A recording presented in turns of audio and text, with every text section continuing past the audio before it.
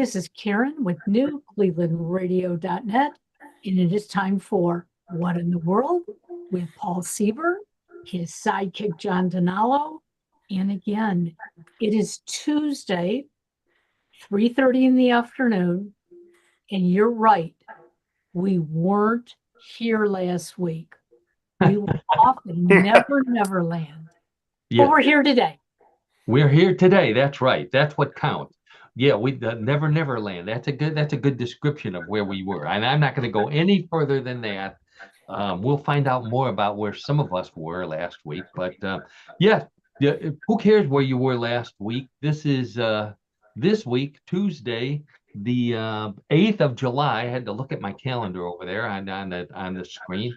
And you are listening to What in the World, everybody's favorite weird news podcast. Real news, sometimes strange, always funny. That's our motto. And by our, I mean me, Paul Seaburn, your host. You may know me from Mysterious Universe, where I'm the editor and the head writer. You may know me from Facebook, where I like to post jokes and funny stories and funny news items. Wherever you may know me from being a longtime listener of What in the World. I am constantly amazed and also grateful at the amount of people who I get messages from or emails saying that they listen to What in the World. It's just it's so cool. It's just the nicest thing to hear from people. So I'm always glad to hear that. In fact, I'll be mentioning somebody. We got a story from one of our regular listeners this week. So thank you for being with us. We're on Spotify. We're on YouTube. Always a good place to watch the show or listen to it, but especially watch it because we do have photographs that go along with the stories. You can get all that information at newclevelandradio.net. That is our platform, the website that hosts us. And that brings me to the first voice you heard in your ear, none other than Karen Hale, our producer, co-host, media mogul at newclevelandradio.net. Great place to go to find out how to download us. Also, to listen to all of the other great podcasts that Karen has. And if you need a coach, to check out Yes I Can Coaching with Karen, our sponsor, and also just a great coaching service. And I think there's something new on your website now, and that's your work at a local TV station in Cleveland, Channel 13. So by all means, everybody check that out. You can find out all the cool stuff Karen is doing there. Great little local station that has started up recently. So they could use our support too. Sorry about that. I could use some cough drops here. I got one coming up soon. The other voice you heard in your other ear is none other than our color commentator, co-host, and all-around good guy, John Donalo. Hey, John, how are you? Hey, Paul, Karen, audience, I am great. Was out of town last week. Was actually in the Pacific Northwest, and had a wonderful time out there. We were on the Columbia and Snake Rivers, and saw a lot of interesting things in the state of Washington and Oregon. Oh, okay. Well, I'm gonna say I hope you brought some photos, but I have a feeling that you took out all the blurry ones and there were none left. So unfortunately, Paul, you're 100% correct. There was nothing that I could substantiate and say, "Hey, look, here's Sasquatch or Bigfoot." But no, we had a wonderful time. Oh, it sounded like it. It sounded like it. Well, cool. All right. So for all of us who are jealous that John got a vacation and we didn't, this is your vacation, listening to What in the World. And we're going to go around the world. We're going to take you on a world trip. We're going to take you out of the solar system. We're going to go to places that you couldn't imagine. So all you have to do is listen. So let's see. Let's give you a little hint of what we're going to be talking about today. Let's see. The world's worst bachelorette party occurred just recently in New Hampshire, and also John missed this because he was out in the Pacific Northwest. But we had a Bigfoot wedding in West Virginia. So we'll be talking about that. Yeah. Some pickup tips. I don't need these. John doesn't, but maybe some of you do. Some pickup tips from a nightclub in England. Polish boomerangs come from someplace that I'm just going to let you figure out where it's from. And this is my favorite story on Facebook this week, the best high heels ever, according to men. So Karen, you're going to learn about, Wow. this is something you may want to invest in for your husband, because I guarantee he'll like them. And then Okay. we've got some more odd news. We got some great world records. We love talking about world records. We've got some good trivia this week. John's got a great, unusual sport for us. And we'll play everybody's favorite weird news game, Bluff the co-host. So you want to stay tuned for that. But let's get started with our first story about from New Hampshire.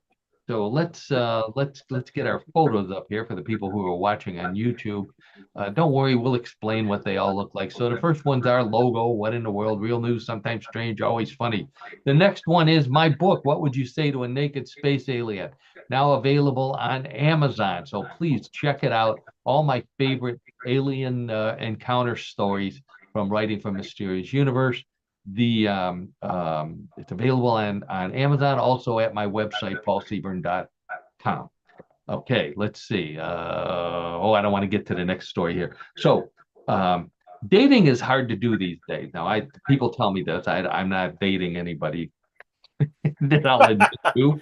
But online dating apps are losing money. But this was a big thing 10 years ago, and now all of a sudden nobody's swiping right or swiping left or whichever way you were supposed to swipe to pick out who it was you wanted to date. Um, I don't know if it was because there were no good candidates on the sites, or if kids were just getting carpal tunnel syndrome from all this swiping and not getting a date, John. So I hear you, Paul. I hear you. And getting married doesn't help either. This is interesting. This whole thing about bachelorette parties before you get married. When I got, and I'll be talking about this later this year, but I've been married a long time, and we didn't have bachelorette parties back when we got married. Karen, did you have a bachelorette party? No. No. Oh, yes, no, you did? Oh, oh, really? Did you go to Las Vegas like these kids are doing these days, or? Couldn't afford it then and can't afford it now. I know. Well, so there was a bachelorette party for a nice young bride to be in New Hampshire, and her and her bridal party and her friends got an unexpected surprise when a guest showed up, and that guest was a shark. So yeah, they were out on a boat. This is one of those expensive bachelorette parties that I'm sure her father paid for. They went out on a boat and they were met by a 25-foot basking shark, not a great white. Apparently, other sharks get big too, and a basking shark gets to be 25 feet long. So that no one was hurt physically, but there were some hurt feelings between the bride and her friends because they were disappointed it wasn't a stripper in a shark suit. Oh, well, yeah. Yeah, John. I'll leave that alone. I'm leaving John, that one you alone. sound like you're disappointed too. Well, this is a family show, so I've got to stay away from that. So, I immediately looked for a comment from the groom, and the groom said he was not disappointed. He was happy because this meant that he could get a mermaid for his bachelor party. And of course, the bride, no, it doesn't mean that at all. So bachelorette parties, they cost as much as weddings these days. I've been doing some research on these. And the stripper thing, I blame the Full Monty for that. I don't remember hearing about male strippers back in my younger days. At least not the kind that show up at bachelorette parties. But up until that movie, Karen, back me up on this. I don't think women hired male strippers for anything. Not that I'm aware of. Or that you would be willing to admit on. It's true. Something like that, right? Yeah. The most I can think of is that they would hire a plumber and hope that they'd see some butt crack while he was down there working at the thing. Oh boy, that's about it. Excuse me. Yeah. So the Full Monty made it okay. For those of you who are too young, boy, that movie's been out for a while. The Full Monty is a movie about male strippers. So there you go. Look up the rest of it. So this whole stripper thing, they started with just one guy, and he was usually a cop. So a cop would show up at the bachelorette party, saying that the noise was too loud or something, and then all of a sudden he starts taking off his clothes, and everybody gets all excited. Now there's levels of how much you can spend on the stripper, and I heard that the top level, the guy shows up dressed like Jeff Bezos, and he's got his own limo, and he's throwing money all over the place before he takes his clothes off. So I don't know, I'm not interested in any of that. The father of the bride, they interviewed him, and he said that he's not paying for Jeff Bezos. He wasn't paying for a stripper to dress up like a shark. He didn't have that kind of money. So what can I say? What can I say? It's tough getting married these days. Yeah. So also tough dating, as I implied. So this story comes from England. John's got his globe over there. So I do have my globe, and I'm going to show everyone slowly where spins England is. to England. There we go. England is What right here, the United Kingdom, right there. The official What in the World globe. There we go. So in the official What in the World globe finger pointer, John. So dating back in the old days meant you went to a bar, and you had to have a list of pickup lines, to use in order to introduce yourself to the person of the opposite sex, and hopefully entice them to do something. Hey, at least give you their phone number. Very diplomatically stated, Paul. Yeah, Very I don't want to. diplomatically That's right, stated. John. It's a family show, as you always like to point out. That's right. So, That's right. So here's what happened at a fairly nice bar in Coventry, England. The 147 nightclub is the name of the place. So the management closed it down after a long night, and they were puzzled when they found a giant sausage on the floor that no one had noticed before.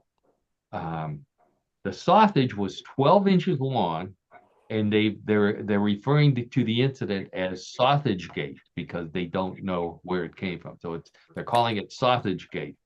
I was looking at this at 12. They kept saying it was 12 inches long, a 12-inch long sausage. In Cleveland, a 12-inch long sausage is called a cocktail wiener. That's right, Paul. We have That's plenty big, much more impressive sausages than that. So they're trying to figure out who was this who brought a sausage to the bar and left it there. So they were hoping that the man who left without his sausage would be turned in by a very disappointed woman who maybe saw where he had the sausage hidden and went home with him. Only to find out that family show, remember? Yeah. Well, you got to report the truth, though, Paul. Also, so there you go. Thank you for standing up for me, John. There. Oh Lord. So I'm thinking, what this story needs, if we had musical accompaniment, it needs to be accompanied by a polka band playing "Who Left the Kishka," because that's what the guy did. He left. Right. Exactly. Right. So if this was a cool thing to do, taking a sausage to a bar, the movie Night at the Roxbury would have been called Night at the Butcher Shop. Yeah, you remember that movie. There we go. Okay. So, the butcher shop in Cleveland, the butcher shop is the place to meet women. I don't know if you knew that, John. No, I can honestly say that I did not know that, Paul. If she's there buying smoked kielbasa, kishka, goose liver, and a loaf of rye bread and a 6-pack of Pabst Blue Ribbon, that's the girl you want to marry. Well, So there's a lot of positive points you just shared there. So yeah, I would have to say that. I've actually seen a guy get down on his knee when he saw a lady buying some Braunschweiger and some Polish sausage. So, it works. It works. Okay, the we better change the subject there. So I'm guessing that many of our listeners are of the age where they remember learning cursive writing in school. I'm not even gonna. I know John remembers, and I know Karen remembers Yes. learning cursive writing. Yes. You learn cursive writing. In fact, for those of you who don't know what I'm talking about here, here's a picture of a chart of cursive writing for you Mhm. kids who only keyboard. Does that bring up back bad memories for you, John? No, you know what? Not bad memories, but of course. I mean, I find it interesting that what you just brought up was that there's a lack of penmanship, and growing up in Catholic school, penmanship was really important. In fact, the teachers and nuns would always be, reviewing, what you've written, right? How you've Yeah. written it, Yeah. and so that was something that was kind of ingrained with me, in learning. So yeah, I understand that. Well, and the worst part was not the end result, which is the teacher looking at what you wrote. The worst part was the hours you had to spend practicing. Oh Um, yeah. Yeah. Oh it- Yeah. sure. Uh-huh. yeah, Yes. and Yes. the reason for that was the teachers knew that you'd be spending hours and hours making those loop-de-loops, and that was a good time to go outside and have a cigarette break. So Oh, that was There was a the benefit in it for them, sure. There you Yeah. go. That was the first reason they taught us cursive writing. And the other reason was so that you could sign your paycheck when you became an adult. Because, All right. yeah. yeah, Sure. right. Sure. The note taking, you didn't really, unless you were in the secretarial field, I would say. Once you left school, note taking wasn't a big thing to do. So you definitely had to use cursive writing to sign a check. That was the big Yep. thing. Oh, definitely. Yeah. So then teachers quit smoking. So that was one reason that they didn't need to teach cursive writing anymore. Mm-hmm. And kids started doing keyboarding. So that was another reason you didn't have to learn. In fact, Sure. So yeah. you could get paid. You could get paid today without having to sign anything. They just direct deposit into your account. So you didn't even have Right. to have Right. to Right. That's sign right. a check anymore. But what the doctors are saying, which is the whole reason why I brought up this story, doctors are saying that kids' braids are not forming correctly because they didn't learn cursive writing in school. That's how important they said learning it was. Forget the part about the cigarette smoke. Um, Cursive stimulates the area of the brain that's linked to memory, language, and thinking. So, I mean, it's so bad. Google has a cursive to English translator for people who they get a note and they don't know what it is that they're saying. You can hold it up to your computer and Google will translate cursive to English. I bet you It's didn't know that. horrible. Oh Or you boy. could just ask Siri, hey Siri, what letter is that with the swirl with the tail hanging down? And of course Siri says that's a small G. Mm-hmm. So yeah, there you go. Not a Q, but a G. What did you? So so this is so bad in Pennsylvania that the Pennsylvania State House passed a bill that would mandate cursive education in all public and private elementary schools in the state. So the government is mandating the teaching of cursive writing.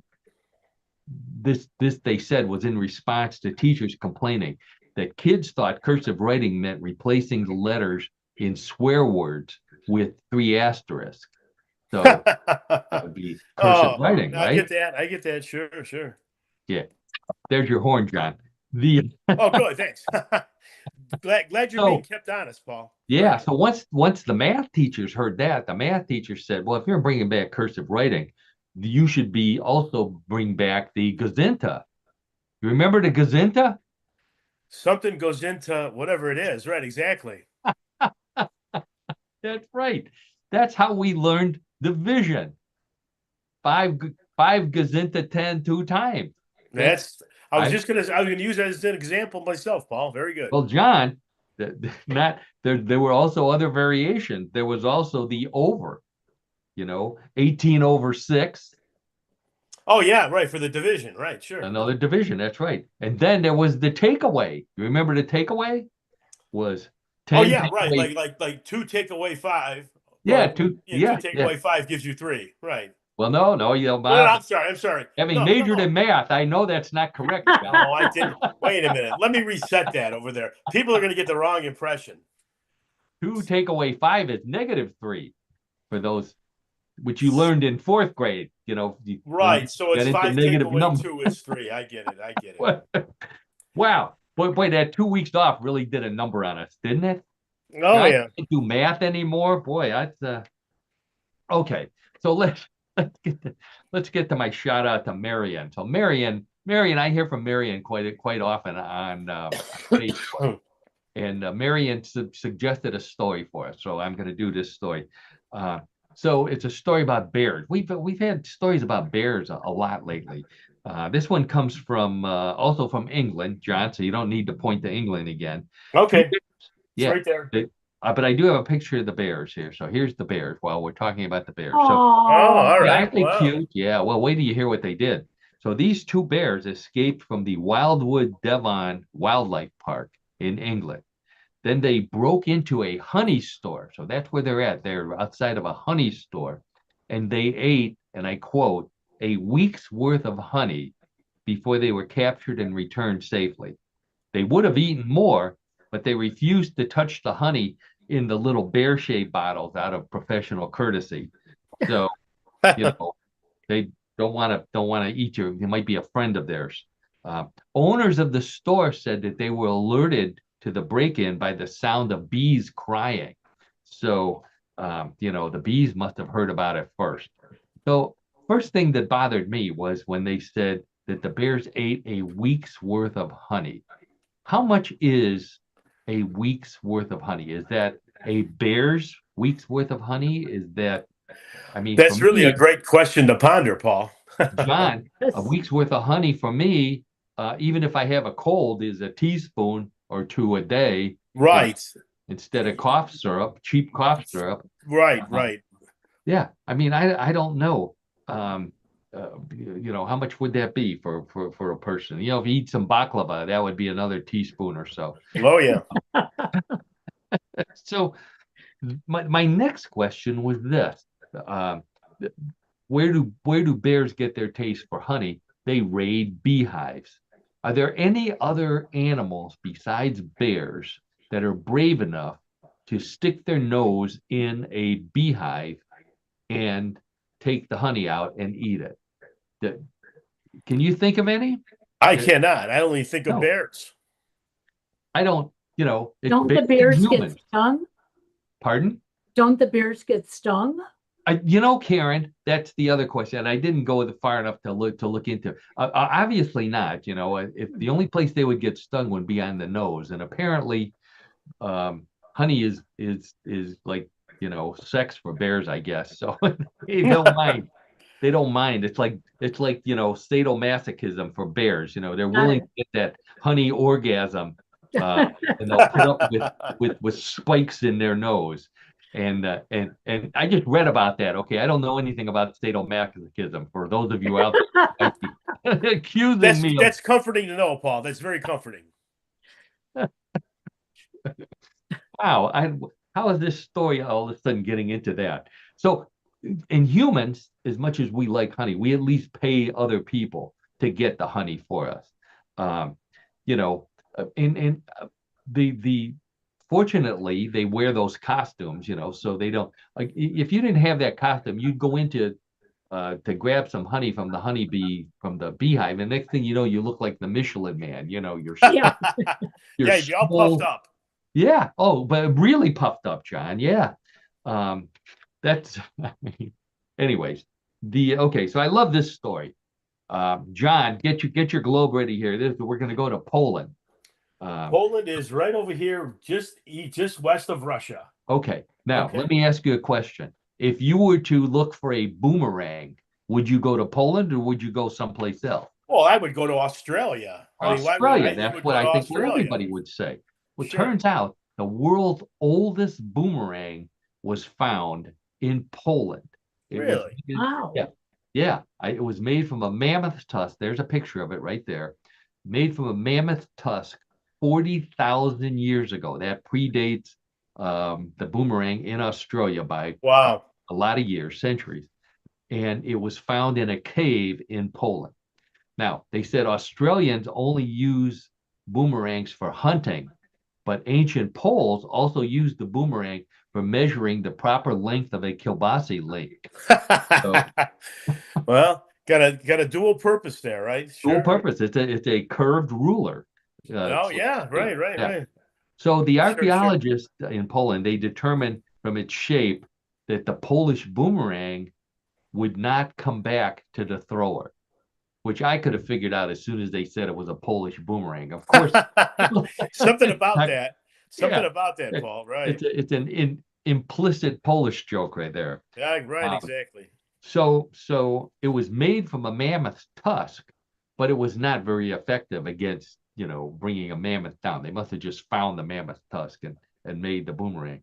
Um, but it was perfect for cavemen who, when their friend Stash came over, they could, whack him over the head in case there was a mammoth coming, and they would just hit him and run away. And you only have to outrun your friend when you don't have to outrun the mammoth. Oh yeah, sure, sure. There's an old Polish joke there, right? Okay. Got it. So here we go. Hong Kong. There's a tough one for you, John. Can you find Hong Kong on your map? I can Talk easily about, find Hong Kong. Let me go to Asia don't here. knock the globe over there while you're No, I'm not. I'm not. you Okay, got we're your going good to Hong glasses Kong. on, because that's a Yes, tiny looking little right at island. Hong Kong. Right Oh, at Hong he's Kong. got it. Okay.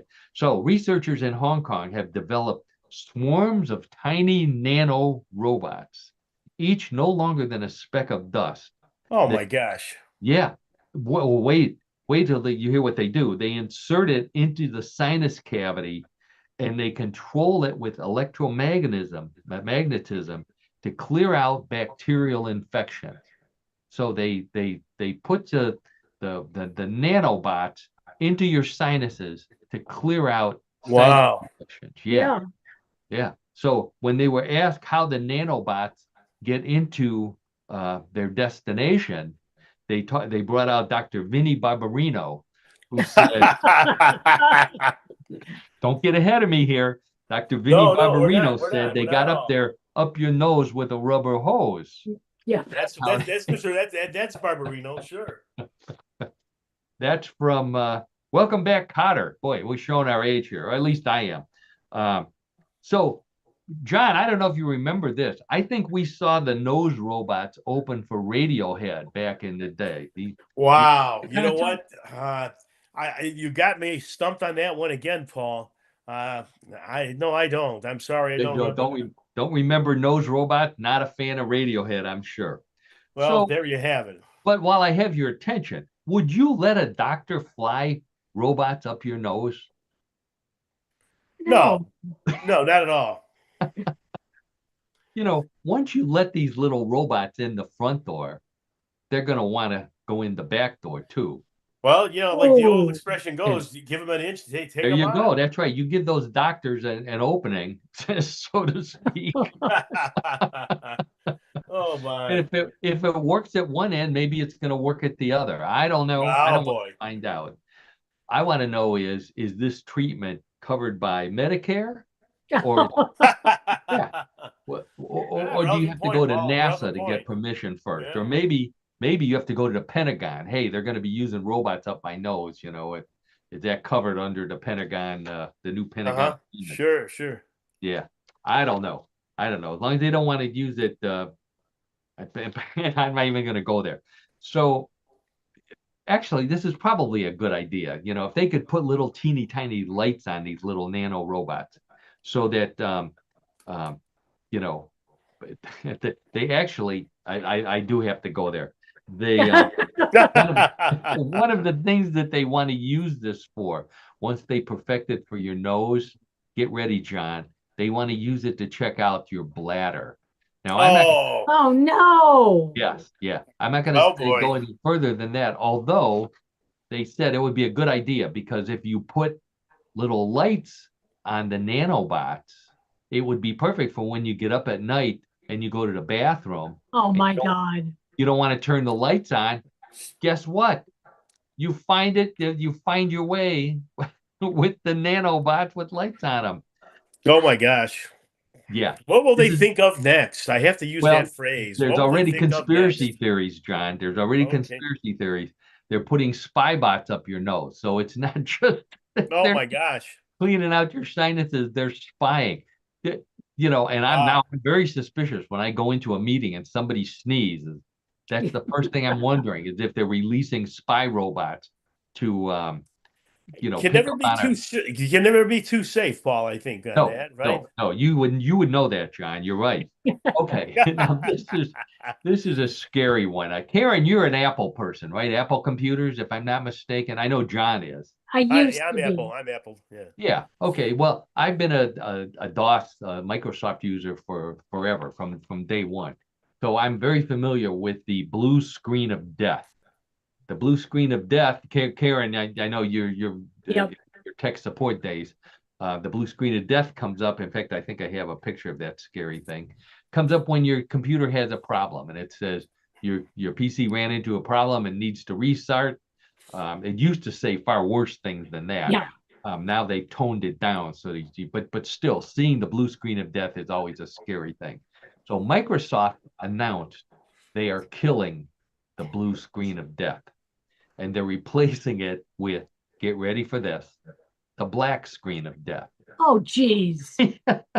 Because yeah, because and I forgot about this. I think it was last year there was this big CrowdStrike attack, like a virus attack against Microsoft, and all of a sudden all these screens were going blue, and they were on TV, and they were on, big displays on Times Square. So it got such a bad name outside of normal Microsoft users that they decided they were going to change it to the black screen of death. Hmm. Yeah, Huh. yeah. I mean, this is like replacing the Grim Reaper with the Grim Weed Whacker. It still does the same thing, Right. it's still grim. But unfortunately, the people who make blue pixels, they saw their stock drop, while the people who make black Oh pixels, yeah, sure, sure. oh, theirs went up. Yeah, yeah. Invest in black pixels, John. So the blue screen of death goes back into the 1980s. And I've used computers since the 1970s. So but I didn't realize it went back that far. It started in Windows 3.1. That's how far back it goes. We're on Windows 11 now. Yeah, Windows 3.1. And in between, they went to Windows 95 and Windows 98 and Windows XP and Windows ME. And Mhm. I obviously know too much about Windows. But back then, you hit, if you wanted to restart your computer after you got the blue screen of death, you were supposed to hit Control Alt Delete. Remember that? Control Alt Delete. I remember that. Yes. Absolutely. Yeah. Yep. The only reason why those two of those three keys were on your keyboard was if something bad happened. You had to restart your computer. In certain southern states, they banned the Alt key because they thought it had other meanings. Yeah, I know. We'll just let that one slip by. So, one of the things that happened when you were in the blue screen of death and you were restarting, you could go into safe mode. I don't know if you remember that. Yep. I don't. That means your computer has a safe word that you're supposed to say. Which I don't understand that. So, anyways, the last blue screen of death has been preserved for Melinda Gates, and I think that's what she goes by now. And what she's going to do is she's saving it to send it to her ex-husband Bill on his birthday. Aha. Because there's no love lost between Bill and Melinda Gates.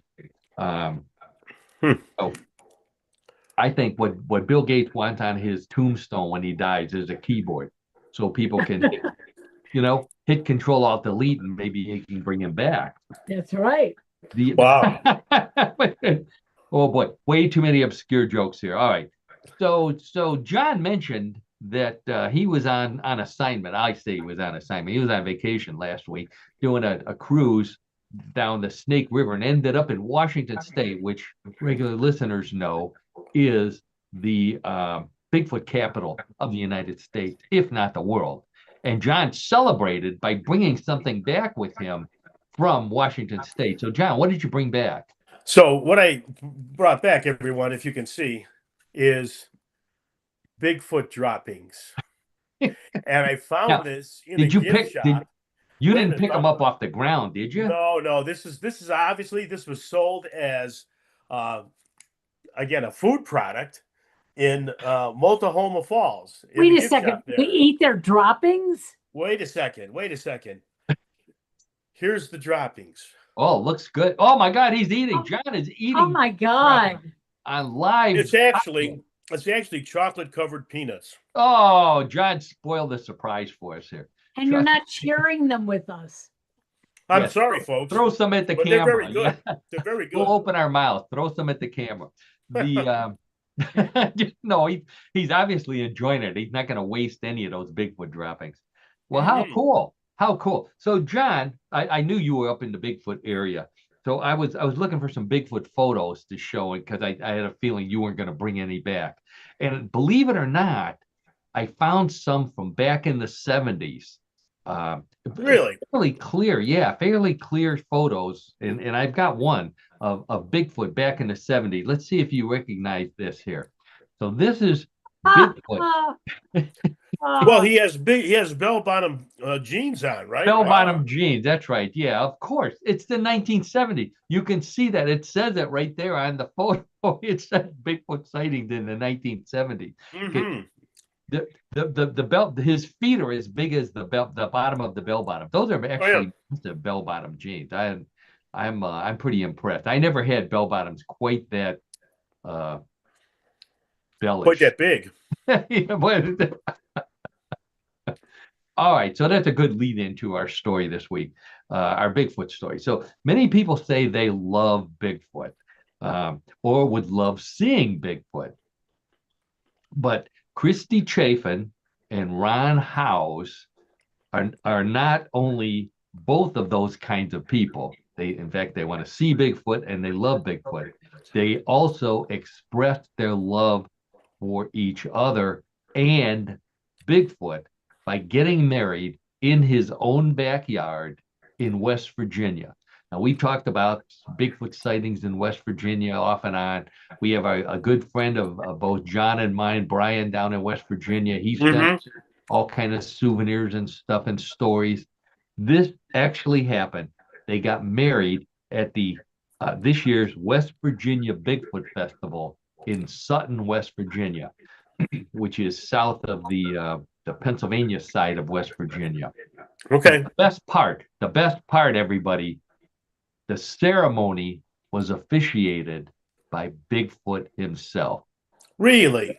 Oh, John, you know they have to have wedding photos because it's a wedding. So here you go. Here's a picture of the happy couple before they got married.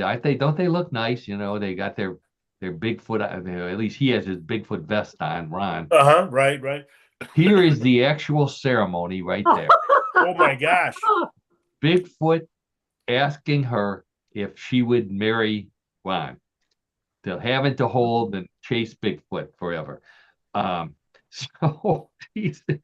Christy, the woman, is a resin artist who focuses on cryptids. So she makes models of various cryptids, including Bigfoot, out of resin. And Ron is a Bigfoot speaker. Now, they met each other at a Bigfoot event. They got engaged at a Bigfoot event. And they got married at a Bigfoot festival. Christy said, it's a community, and getting married at a Bigfoot festival, it was what we wanted to do because we're a part of the community. Oh. So wow. Best part, they were married by Bigfoot himself. Bigfoot actually does weddings in West Virginia. This is a West Virginia thing. Wow. Yeah. It was a non-denominational wedding. There you go. They're kissing each other after they've been married. Bigfoot looks like he's enjoying it. So this service, it's called Bigfoot Bigfoot Weddings. Clever name, Bigfoot Weddings. And they have a non-denomination. Bigfoot is a non-denominational minister. There's a picture of one of their ministers right there. And Wow. you can tell he's a minister. He's got that little, what are those called, John? You were an altar boy. Scapular or A sable. That's a sable. oh, very good. Sable. Yeah, that's right. And they don't care, they'll do any kind of religion. Um, they also do mixed marriages. So, well, this is the another happy couple being married by another one of the Bigfoot. But they also do mixed marriages. Here's an example of one right here. So, Oh, Oh wow. my they'll gosh. they'll even marry Bigfoot to some lady who found his sausage at a bar, I guess. Oh boy. There we go. There we go. Oh, wow. Wow. So, Amazing. for those of you who are interested, just look up Bigfoot Wedding, West Virginia. 30 minutes is all Bigfoot can afford, and then he's got to go back to the woods. But $250 for a Bigfoot wedding. If you're already married and you want to renew your vows, $225, and then Bigfoot leaves. Wow. So how about that? Yeah. I also checked out in case you got married by Bigfoot and then you want a divorce. Bigfoot himself does not handle the divorce. In West Virginia, the divorces are handled by Mothman. Oh, the Mothman. The Mothman returns. Wow. Mothman the attorney. Yeah, how about that? What a great big Mothman picture there. Let's see, how are we doing on time here? I don't want to get into John's. Okay, we got a couple of world records here. Let's see if we can get through these. So this one, Liv Havish, it said a domino stacking world record for the world's tallest domino structure. There's a picture of it right there. This was at the National Building Museum in Washington, D.C. 33 feet, 2.74 inches tall. Wow. All dominoes, yeah. This was at the National Building Museum. So who says nothing constructive ever comes out of Washington, D.C.? There's something. Yeah. They said that it fell over before another team could come in and work on the world's largest Lego King Kong, which they wanted to have climbing up there. So they didn't get the Lego King Kong, but they knocked it down themselves. They said they knocked it down themselves because they didn't have a building permit and they didn't want to get caught. If you look at the picture, they were allowed to use cherry pickers and scaffolding to Okay. do it. I think Wow. they should have made them stand on each other's shoulders. I think that would have been a much more exciting, More challenging to do that, sure. Yeah, I think so. So okay, so here's another world record to raise money for charity. This guy David Lloyd George, who is a first-year quantum physics student at Duke University, broke the Guinness World Record for the most muscle ups in 24 hours. Here's a picture of him. Now he's not a very big. He's a skinny little guy, actually. Somewhat impressive arms. He did 2,002 muscle ups in a 24-hour period. For those of you not familiar with a muscle up, and that's me and John, a muscle up is a full body pull up. So you get under the bar, you do a full body pull up, followed by a push up on the bar. So you pull your chest, yourself up to your chest, and then you do a push-up and pretty much extend your arms and lock them at your elbows. And then you drop back down to the floor and do it again. In his case, 2,002 times. Wow. Yeah, John. That's a world record. Yeah. He wanted to do more, but the atoms in his biceps got into a quantum entanglement. Oh. My quantum physics joke for the day. Okay. So they, I watched the video. I pulled a muscle just watching the video. It's so strenuous. He could stop and eat snacks, which I think, may not have. I would think that's cheating, but they said it's not. His favorite snack was bananas and Nutella sandwiches, which, I'm surprised by the end he didn't have a gut from eating. Yeah, really. Really. And a calorie laden. Oh yeah. Laden Sure, stuff. sure. So, my favorite story of the week, the Inspiring Designs is the name of the company. They've unveiled high heels that men love, Karen. They are, Okay. yeah, here's a picture of them right here. They are beer mug heels. Oh my gosh. Yeah, Mm, yeah. clear plastic high heels shaped like a traditional beer mug that was made into a high heel, and filled with a beerish like liquid, topped with a foamy cup. These are the perfect gift for the woman who has everything except a man licking her feet. Oh Karen, my. where do I send your order? Oh, they look ugly and stupid. Well, no accounting for taste, Karen. No I accounting for taste. guess. They also, if you want them filled with bourbon instead of beer, instead of ordering the high heels, you have to order the distilettos. Oh, Oh. Stilettos. Yeah, I know. I'm sorry. These are real shoes. Real shoes. I can't believe it. If Cinderella wore these, the prince would look for her, but only to get the other shoe so he could put them in his bar at the palace. yeah. Right? Oh They boy. hold 16 ounces of a beer-like beverage, which is a tall boy, I guess. Uh, Oh, uh, I mean, so these are really high heels. I guess is what happens if you drink it. Uh, if you can't afford pouring beer into these things, you could get some galoshes. Remember galoshes? oh, yes. Yeah, oh Yeah, yeah. Yep. or as Sure. we called them, rubbers. Um, Yeah.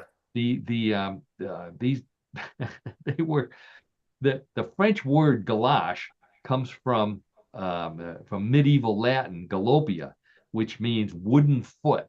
So because what they did was they put pieces of wood on the bottom of their shoes so their shoes wouldn't get wet when they went out walking in on wet surfaces. Oh, And sure. eventually, Goodyear, from down the road in Akron, decided that he needed something else to make out of rubber besides blimps and tires. So he made Wow. these shoe overcovers, which we all wore to school whenever it rained or snowed in Cleveland as well. If I look at this correctly, Paul, it looks like it said from November 5 of 1891. Yeah. 1891. Yeah. Yeah. So obviously before zip codes, right? Oh, And yeah. and strictly only by a street address, 66 Lincoln Street. Yeah. Wow. Yeah. Yeah. But and you look at the thing, if you want a pair of miniature rubber boots, you send 15 cents in postage stamps. Wow. So 15 cents. yeah. So you got them for free. You just had to pay for the postage, Right, sure. Wow. How which about would that? probably be $10 now, 15 cents, Oh, yeah, I would think so. 1891. Wow. So one more story, then I'll get to John's sport. So the Dutch airline KLM is installing recorders in their bathrooms, playing the sound of birds chirping in the restroom of the new Airbus A321 to hide embarrassing toilet sound. Oh, So what they're doing, they're playing the sound of birds chirping in airplane restrooms to hide the sound of what people are doing in the airplane restroom. If I hear birds chirping and I'm on an airplane, that airplane is flying too low. That's all. yeah. Yep, yep, yep, yep. Something new every day, Paul. Something Yeah. new every And day. Spirit couldn't afford the birds chirping. So they have the recording of a guy saying, I wouldn't go in there if I were you. So, That's a good joke, Paul. That's a very good one. yeah. Very good. My friend Gail down in Tennessee, another friend of the show, she was a flight attendant, and she said they should play Barry White for the people if the people were doing something nefarious. If a couple went in there to join the Wow. nightclub, instead of birds chirping, they should play Barry White, which I thought was pretty clever. I I don't know. I think more appropriately would be the sound of a rooster crowing because that's probably. Ay, ay, ay. And on that note, boy, this show really dipped into some strange territories here. So whenever that happens, it means it's time to turn it over to our resident clean guy, John Donalo, and What in the World of Sports with John Donalo. So every week I introduce it. Regular listeners know John and I met in college. We're fraternity brothers. John knows more about sports than anybody else I know. So I always challenge him to come up with a real sport that's sometimes strange, but always funny. And John always manages to come up with a sport that meets that criteria. This week is no exception. John, what's your sport? Paul, thanks for the intro. So, I have a little bit of an backdrop here for us. So, we're here in Cleveland, and we're cheering the announcement of a women's NBA expansion team being awarded to our fair city, which Yeah. will begin play in 2028. Now, women's basketball isn't our sport this week, but I mentioned our sport in that sentence. Oh, if we were paying attention, we heard you mention the sport. That is correct. Now, it is one that I think you will not expect to be an actual sport, even though it is associated with many other sports on a broad spectrum. Let me explain. Our sport this week is professional cheerleading. Oh, Now, an organization called Varsity Spirit is starting a pro cheer league, which will be the world's first professional cheerleading platform for elite athletes aged 18 and older. Pro Cheer League will allow these athletes to continue their cheer careers beyond high school and college with professional training, compensation, and national exposure. Wow. From a historical view, Varsity Spirit was founded in 1974 and has since become a global force for school spirit, athletic achievement, and student success through cheering, dancing, performing arts, and, of course, a yearbook. Believe it or not, Varsity Spirit has more than 80,000 people attending their events. Wow. Sounds like the turnout for an NFL game, if you ask me. Yeah. Well, not the Browns, but an NFL The team. NFL, yes, yes. I'll leave it at that. I'll leave it at that. Now, the Pro Cheer League launches in 2026. Teams will be in 4 cities. I'll point them out to you: Atlanta, Dallas, Miami, Oh, and yeah. San Diego, California. Now, each team will consist of up to 30 top tier athletes competing across 5 high energy events. Each match will feature 3 periods of competition, with 2 of them focusing on cheerleading skills, stunts, basket tosses, and tumbling in the bracket style rounds. The final period will feature choreography and music. Wow. Now, winners of the contest will get bonuses and prizes, but the best part is that all of the cheerleaders will have paid contracts. Plus, they'll receive monies for travel, lodging, and uniforms. Good idea. oh, Yeah, now tryouts will begin in early September. The season begins in January of 2026. The first competition will be held in Indianapolis, Indiana, next to Ohio here, um, followed by Houston, where Paul had lived for a number of years, Atlanta, Anaheim, and then the championship will be held in Nashville, Tennessee. Wow. Now, I, for one, will be watching the competition very closely. To me, it sounds like fun and the perfect sport for the next pro team in Cleveland. I agree with that. I think, whoa. yeah. I have a grandniece who's a cheerleader, and Oh, very good. Very good. this would be the perfect thing for her. And Sure. if you watch those cheerleaders, they are superb athletes. The stuff that they do puts Oh, no question gymnastics about it. in. Yeah, yeah, We watch those, shows time to time, right? If they're on or whatever. But to your point, yeah. Paul, they are definitely athletes. There's no question But about that. yeah, so giving them something that they can where they can earn a living after they graduate from college, I think is part of that. Yeah, What a it's a great great idea. idea that is. Um, the this is a new thing, the cheer back in the old days, there wasn't a whole lot of cheering. There was cheering going on at football games, not all this acrobatics. Although the more I thought about it, John, I remember one particular game back when we were in school where another fraternity challenged us to a cheerleading, a real athletic cheerleading contest. Do you remember that? You know, this one I do remember, but let's go. Let's go ahead. Let's tell the audience about it. Oh, I okay, think they'll be sure. interested in Well, hearing I have about it. some photos just in case. Sure. So we as always we were challenged by another fraternity, and the older brothers of the fraternity put me and John in charge. They said, you know, um, you guys figure out how to come up with this professional, cheerleading competition. So John, um, the way it broke out was I had to do the cheerleading portion, do the research, and John went and got uniforms. Well, John, being the smart guy that he is, he only got one uniform. So the only person who knew how to do the cheerleading was me. So here's me in the uniform. Now, I love Yes, it. I do remember now I'm that. scoping out the competition, and before I could even do a move, the competition looked at me, and even though they were much more physically fit than me, they said, "No, we're not going up against this team," and they immediately surrendered, and we won the game. We won the competition. So I can't believe you didn't remember that particular part of the event, John.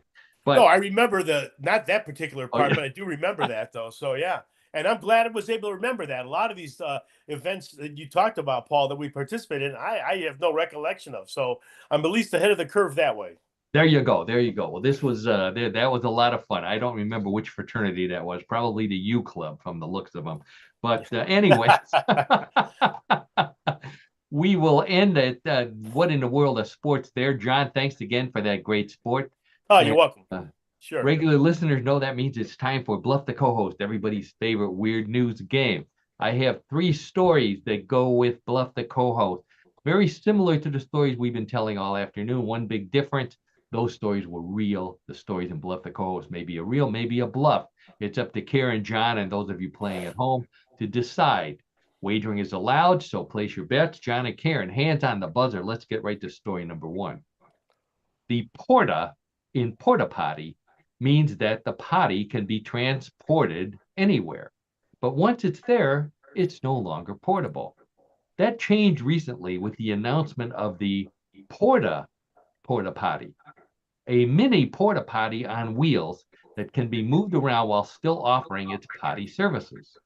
The porta potty was developed in response to a demand for porta potties for people standing in line who don't want to lose their place but need to go and aren't wearing Depends. Concerts, football games, and movies are just some of the events to be targeted by the porta potty people when they become available later this year. Okay, so in response to a demand, the porta potty people have come out with the porta potty, which is a porta potty on wheels to move up and down the line. Real or bluff? Karen, we'll start with you. I sure hope it's a bluff. I don't want to see anybody sitting on a potty in line. Well put. I can't say anything more. Okay, so Karen says it's a bluff. John, how about you? No, Karen said it the best. I can't say it any better than she just said it. I do want to see anything like that at myself. And just to restore my faith in humanity, I just pray that this is a bluff. Okay, so John and Karen both are hoping that the porta potty is a bluff. Let's check with the judges, and the judges say, congratulations to both of you. That is a bluff. I thought it was All a right, bluff. Karen, way to go. Good. Off and running here. That's great. I know I've had that problem in a long line before. So, anyways, okay. So the score is 1-1. Wow, right off the bat, we've got a tie score. Let's get right to story number 2. Kids love petting zoos, but the cost of boarding the animals is becoming expensive, and the cost of insurance against animal bites is even worse.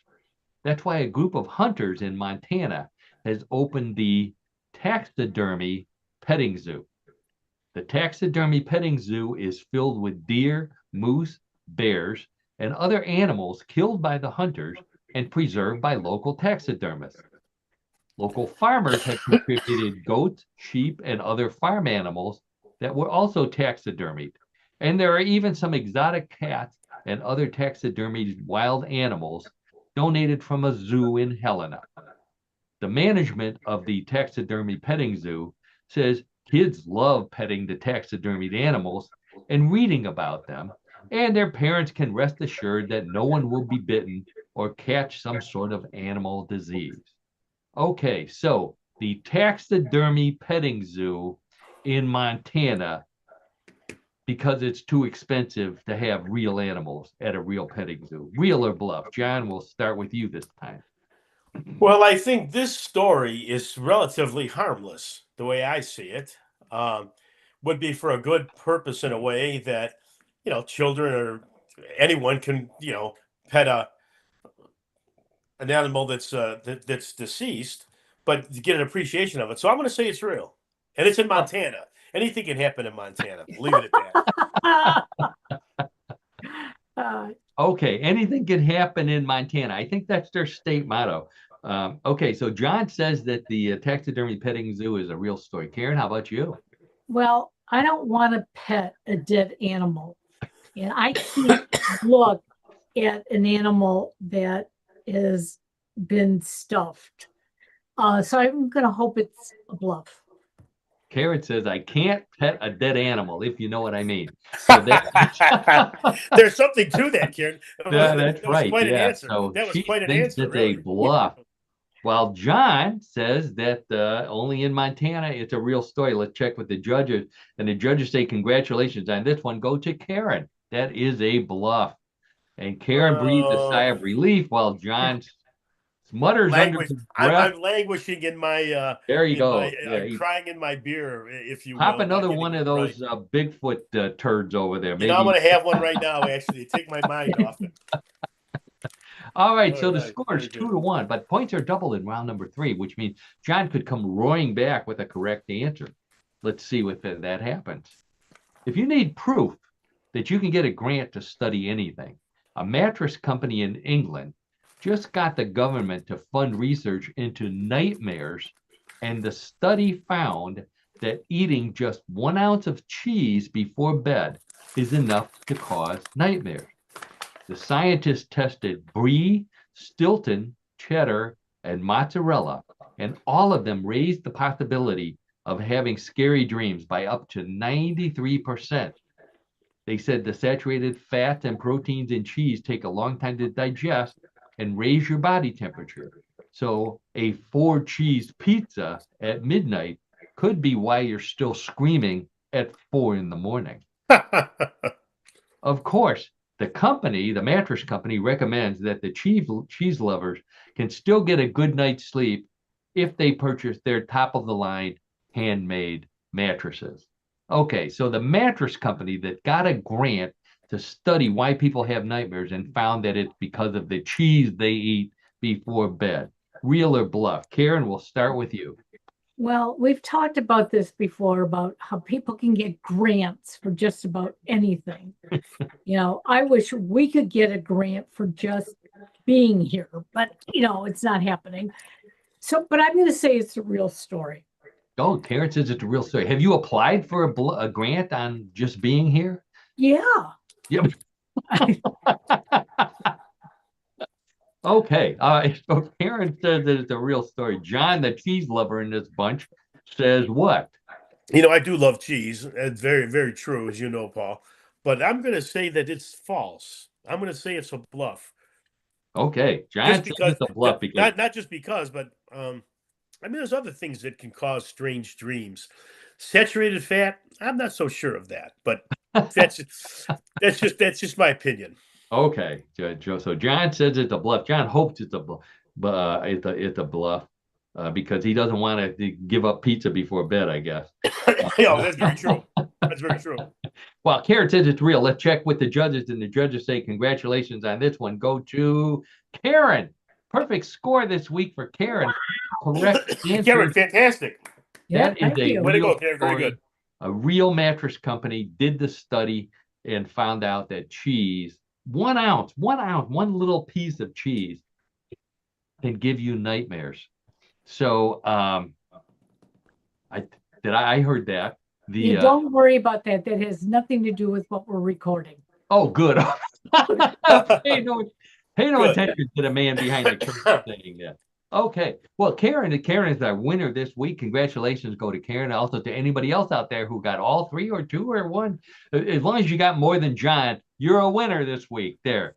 Well, Well, and for poor me, John.